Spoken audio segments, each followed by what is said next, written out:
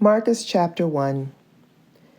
The beginning of the good news of Yeshua the Messiah, the Son of God. It is written in the prophet Yeshayahu, "See, I am sending my messenger ahead of you. He will prepare the way before you." The voice of someone crying out, "In the desert prepare the way for Yehovah. Make straight paths for him." So it was that Yochanan the Immerser appeared in the desert, proclaiming an immersion involving turning to God from sin in order to be forgiven. People went out to him from all over Yehudah, as did all the inhabitants of Yerushalayim. Confessing their sins, they were immersed by him in the Yarden River. Yochanan wore clothes of camel's hair with a leather belt around his waist. He ate locusts and wild honey. He proclaimed, "After me is coming someone who is more powerful than I. I'm not worthy even to bend down and untie his sandals. I have immersed you in water, but he will immerse you in the Ruach HaKodesh." Shortly thereafter, Yeshua came from Nazareth in the Galilee and was immersed in the Yarden by Yochanan. Immediately, upon coming up out of the water, he saw heaven torn open and the Spirit descending upon him like a dove. Then a voice came from heaven, "You are my Son, whom I love. I am well pleased with you."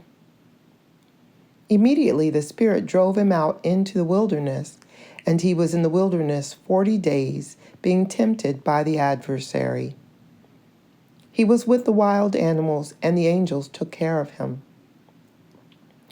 After Yochanan had been arrested, Yeshua came into the Galilee proclaiming the good news from God.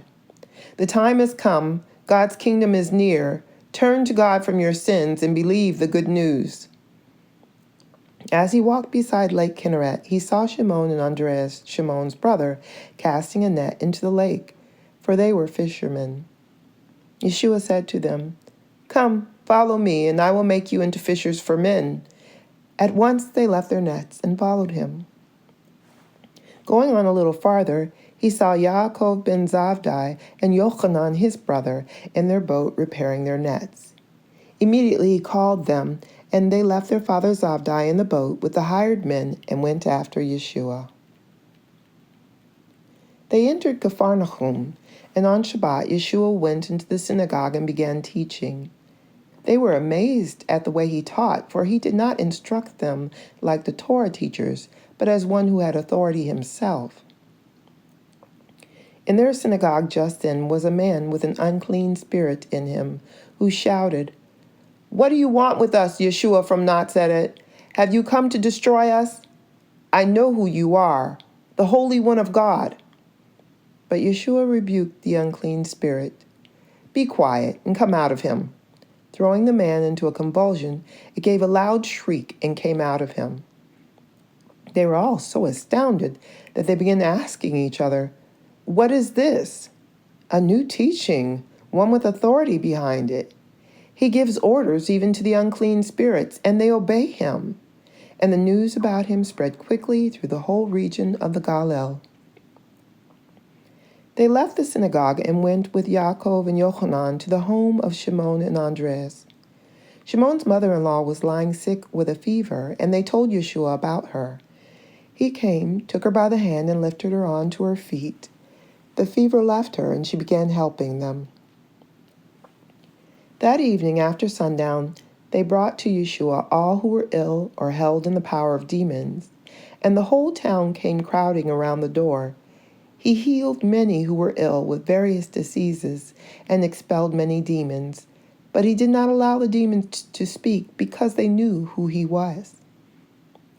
Very early in the morning, while it was still dark, Yeshua got up, left, went away to a lonely spot, and stayed there praying.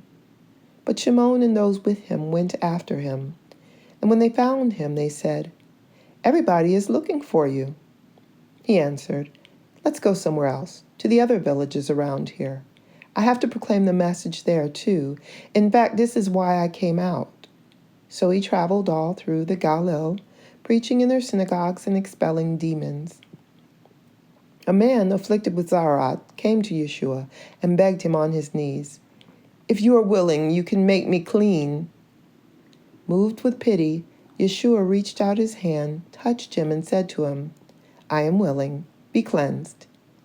Instantly the Zarat left him, and he was cleansed. Yeshua sent him away with this stern warning: "See to it that you tell no one.